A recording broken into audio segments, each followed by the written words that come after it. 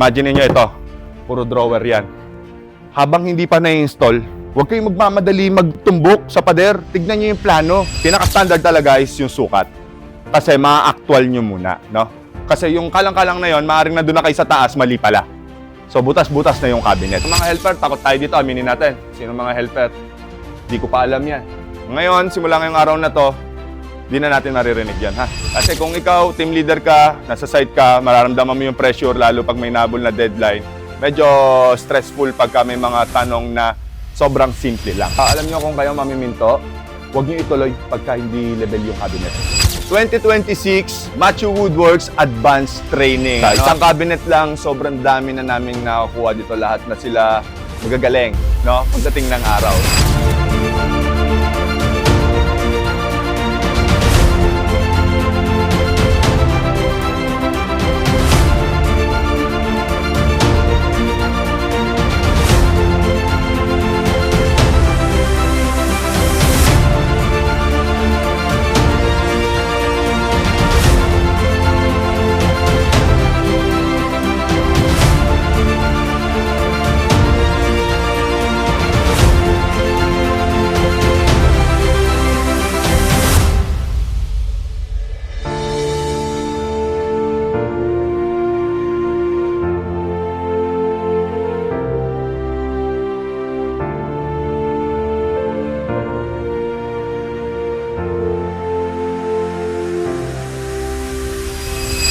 Ang assemble nyo ay pangit pa, gaganda yan sa practice, no? Pagka yung palagi nyo nang ginagawa, once na inassign na kayo dyan sa pag-assemble. Ngayon, excuse pa na maraming lost thread, maraming hindi nagpamantay pa, palulusutin muna natin ngayon. Ngayong araw na to, subject natin na matapos nyo tong mga ano na to.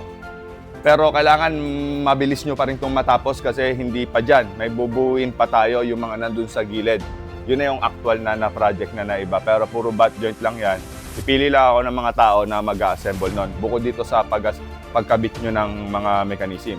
Dito sa pagkabit nyo nito, ang mga matutunay, ang mga kailangan nyo makuha na standard na paglagay, unang-una, step by step tayo. Una, pagka nabuna na ganyan, yung module, ang unang-unang ikakabit na piyesa niya ay adjustable legs.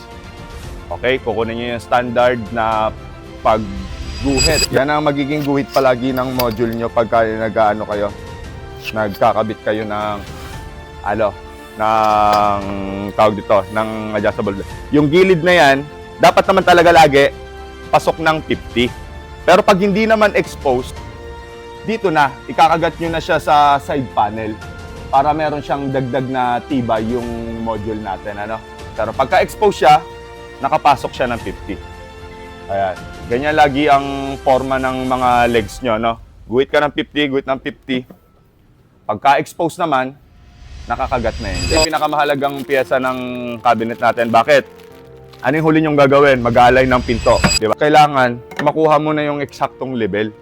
Pag ganyan, tapos dito, tsaka dito. No? Hindi pwedeng pag nag-level ka ng ganito, dito ka lang sa gitna. Dapat ile-level mo rin tong harapan, ile-level mo tong likuran, lahat ng mga kanto ile-level. Kasi kung ikaw, team leader ka, nasa site ka, mararamdaman mo yung pressure, lalo pag may nabol na deadline, medyo stressful pagka may mga tanong na sobrang simple lang. So ayun, nakuha nyo yung point natin sa pagbutas ng hinges. Ang pagbutas nito, pagbarena nito, napakadali lang. Talaga napakadali lang. Ibabala mo lang yung barena mo, kusang titigil yan, walang tansyahan, walang skill na kailangan dyan. Ang skill na sinasabi dito is yung hindi ka magkamali sa pagbutas mo kung saan yung pwesto. Yung pag-check ng bawat module, yung i-actual mo yung mga pinto, yun dun na masusukat. Hindi rin siya masasabing skill, pero dun makikita yung focus nyo dun sa trabaho na ma-avoid nyo yung mga errors. Ano? Yun yung iniiwasan natin, yung mga errors. Kasi pagka nabutas na yung hinges, sobrang nakakahiya na pagka-retouch. Diba? Kasi nakilala tayo na quality yung trabaho natin, na kailangan flawless yung project na ginagawa natin, kailangan panindigan natin. So, ang nangyayari usually sa mga ganito, pinapalitan natin, di ba? No? Basic ba yun? Yung pagkabit ng pinto. Pinakamahalaga, huwag nyo ituloy pagka hindi level yung cabinet. Pag hindi naka-level yung cabinet, huwag nyo ituloy yung pinto. Maliban na lang kung halimbawa 2 pinto lang yan. Pero pag 4 yan, 2 sa baba, 2 sa taas, pahihirapan kayo niyan. or pahaba na mga ilan, mga 6, 4, 5 pinto na magkakahilera, mangangamote kayo pag hindi naka-level yung cabinet nyo. Maaring yung isang pinto doon labas na, ang hinges pabitaw na. Dating araw, masisira lang din agad yun. Doon na lumalabas yung laging sira yung mga pinto ng cabinet kasi hindi nakakabit ng maayos yung cabinet. Lift up, huwag kayo pumayag na ikabit na yung pinto na hindi pa na ikakabit itong pyesa na to. Huwag niyong ikakabit yung pinto. Napakahirap magkabit nito na nakaganyan ka. Nagsusukat ka overhead. Kasi ang lipap nasa taas, di ba? Wala naman tayong lipap na nasa baba. So, yun ang napakahirap. Kaya bago nyo ikabit, itong 2 pyesa na to, magkahiwalay na to talaga. Ang pagka nakita nyo sa plano, ito, laging gumagawa nito ay yung skilled. Di ba? Tayong mga helper, takot tayo dito, aminin natin. Sino mga helper? Di ko pa alam yan. Ngayon, simula ngayong araw na to, di na natin maririnig yan, ha?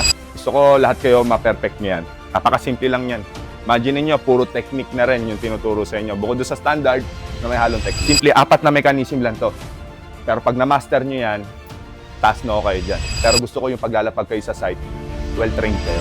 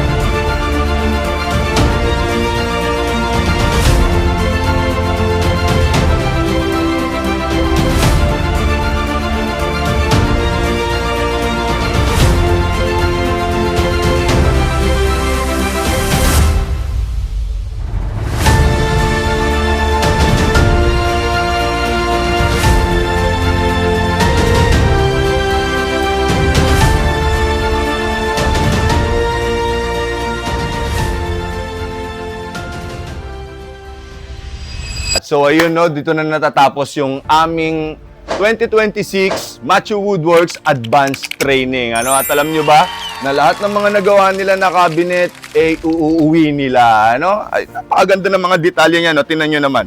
May pinto, may drawer. Sa isang cabinet lang, sobrang dami na naming nakakuha dito, lahat na sila magagaling, no? Pagdating ng araw. So yun lang, maraming salamat sa panonood.